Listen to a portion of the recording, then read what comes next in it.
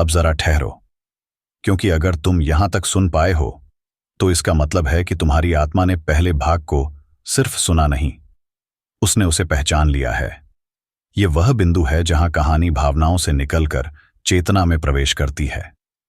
तुमने महसूस किया होगा कि पिछले कुछ समय से तुम्हारे भीतर एक अजीब सा द्वंद्व चल रहा है।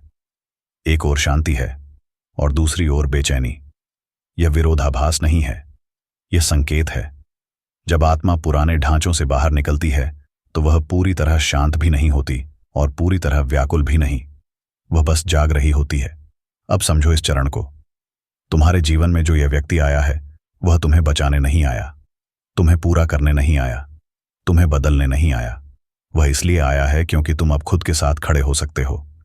यूनिवर्स कभी भी दो टूटे हुए लोगों को स्थायी मिलन के लिए नहीं मिलाता। वह मिलाता है दो ऐसे लोगों को जो टूट चुके हों लेकिन खुद को समेट चुके हों। और यही फर्क है।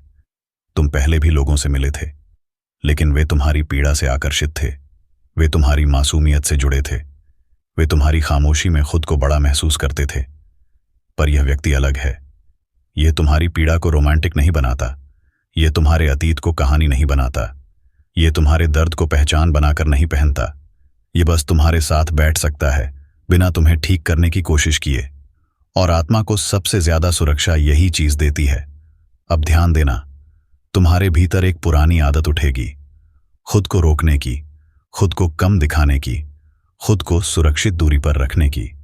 क्योंकि तुम्हारी आत्मा ने सीखा है कि गहराई में जाना अक्सर चोट देता है। लेकिन इस बार यूनिवर्स तुम्हें रोक नहीं रहा, वह तुम्हें धकेल भी नहीं रहा, वह बस देख रहा है क्या तुम अब भी डर को मार्गदर्शक बनाओगे या स्पष्टता को। यह रिश्ता तुम्हें पुराने पैटर्न दिखाएगा, पुरानी प्रतिक्रियाएं उभार देगा, पुराने डर सामने लाएगा। लेकिन फर्क यह होगा, इस बार तुम उनमें खोओगे नहीं। इस बार तुम जागते हुए देखोगे कि डर कैसे उठता है और कैसे उतर जाता है। और यही आत्मिक परिपक्वता है। अब सुनो, एक गहरी सच्चाई, सच्चा प्रेम तुम्हारे भीतर उत्साह नहीं स्थिरता लाता है। अगर कोई रिश्ता तुम्हें हर पल हाई पर रखे तो वह आकर्षण है, लेकिन अगर कोई रिश्ता तुम्हें सांस लेने की जगह दे, तुम्हें धीरे होने दे, तुम्हें खुद बनने दे, तो वह उपचार है। और यह रिश्ता उपचार की दिशा में बढ़ रहा है। इसलिए तुम्हें कभी कभी खुद पर शक होगा। तुम सोचोगे, क्या मैं इसके लायक हूं?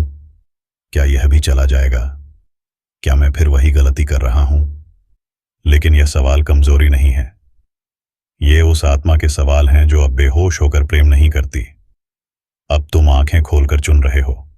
और यही वजह है कि यह रिश्ता धीरे चलता है, क्योंकि जो रिश्ता तेजी से बनता है वह अक्सर उतनी ही तेजी से टूटता है।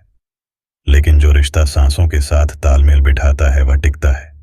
अब इस चरण में यूनिवर्स तुम्हें एक परीक्षा देगा। क्या तुम हर चीज को नाम देने की जल्दी करोगे या उसे बढ़ने दोगे? क्या तुम डर के कारण नियंत्रण चाहोगे या भरोसे के कारण जगह दोगे? क्योंकि प्रेम का अगला स्तर कब्जा नहीं, सम्मान है।